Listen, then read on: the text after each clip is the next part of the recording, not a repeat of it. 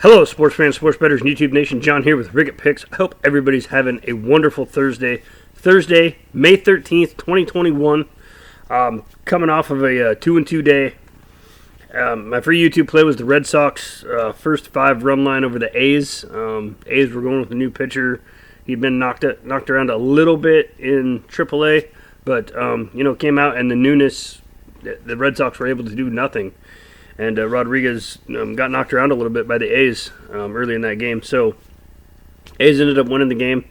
My other loser was the Yankees' first 5 run line. I thought that they would get to McHugh early. They did not at all. They scored 1 run. It was in the 7th inning. The first 5 was actually a push. But we went with the run line, so it was a loss. 2 winners on the day. I had the White Sox over the Twins on the money line. They took care of business, got the job done. I think it was like 12-8 or something. Pretty high-scoring game. And then I had the Astros money line over the Angels. I believe the Astros, if you get their better pitchers on the mound, they're going to win games. Their offense is starting to come around and click. They're slowly getting back to what we're used to seeing from the Astros. So just the 3 plays on the day. That's what I had. We're rolling into the 13th here, and going right back to the Major League Baseball. Baseball is my thing. Hockey's kind of nearing its end. Basketball is nearing its end. You're going to have a lot of funny results in those sports, as some of the games just don't matter. It just does not matter who wins or loses, and when you have that scenario, the favorites can come out and win 6-0, or they can come out and get beat 3-1. It's very hard to predict which way that's going to go. So I'm kind of staying back from those sports till they hit the playoffs. And then, obviously in the playoff stuff gets a little more tricky. But we've got Major League Baseball. We got a lot of it today. So we're going out west, Seattle. Seattle Mariners, Cleveland Indians. You got Zach Plesac going for the Indians. After he's been knocked around a little bit by the White Sox at the beginning of this year, and then since then he's getting back to the Zach Plesac we're used to seeing. Strong, good performances, 6, 7, 8 innings. Last time out, he got beat because his team didn't get any hits. And if you don't get any hits, you're definitely not going to win. But Plesac went 8 innings himself, did not give up a run. So that was very interesting game. And it's one of those. It's a tough loss. This is a series between 2 teams where usually when they go to Cleveland, Seattle has a little bit of success in Cleveland. When they go to Seattle, Cleveland has success in Seattle. The last 3 seasons, Cleveland's only been in Seattle a couple times. I think 1 series. They're 3-0 there.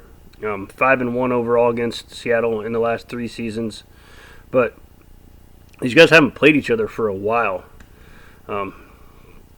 So it's going to be interesting to see what we get. Seattle's throwing Logan Gilbert, very, very highly anticipated pitcher in their farm system, in their program. They are keeping an innings cap on him. They're limiting his innings this year. I don't expect him to go very many pitches. He will be on a pitch count. Not an innings count, so I can't say he's going to go 5 innings. If he gets knocked around, he's only going to go 3 or 4 innings. But he has great stuff. 6'6", big, tall righty. But I expect Cleveland to have a little bit of success against him. Not a ton per se, as Cleveland's offense is, it's here and there. It's either here or it's not. So we're going to see that early. But Seattle just came off of a road trip where their bullpen got knocked around. Their starters did not do what they needed to do and get into the bullpen. The bullpen has logged a lot of innings, especially the last couple games against the Dodgers. They've been knocked around. They were at one time one of the best bullpens in baseball, and now they went from a sub-1 ERA to a team ERA of 3.58. At home, they had a 3.34 ERA. And that's just a sign of an overused bullpen. I mean, they're averaging 4.1 innings pitched a game. That's a lot to ask of a bullpen. Cleveland, on the other hand, 2.42 road ERA for their bullpen, 2.61 overall. So a solid bullpen. They did get beat up by the Reds in the ninth inning, or I think it was the ninth inning in that Wade Miley no hitter. But overall, with the overall body of work, you got a taxed bullpen facing an offense that can score, and you have a starting pitcher that is proven to be tough, and I think he's going to be tough in this game. On the road, he does have a 5.68 ERA on the road, but that a large part of that was the 1/3 of an inning that he pitched against the White Sox and gave up 6 runs. So, you have one game that threw that entire ERA out of whack. It doesn't reflect his overall body of work, so you don't get an accurate portrayal of who Dan Plesac is. Not Dan Plesac, that's his dad. Zach Plesac is on the road. So, bottom line is, I'm going with the Indians in this one. On the money line, it's -112. I think this is a great value for a team that typically beats up on another team, and a starting pitcher that's going to go out versus a taxed bullpen.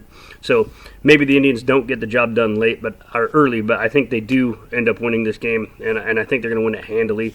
I'm almost tempted to take a run line bet, but with the money line being -112, it's silly not to jump on that. So we're going to put 1.5 units on it. That's what I'm going to roll with. Your official Ricketts Diamond Paw pick for this game is going to be the Cleveland Indians on the money line, 1.5 units at -112. That's how we're going to roll. If you guys drop a comment in the comment section, please, that helps the Google Analytics and everything out there.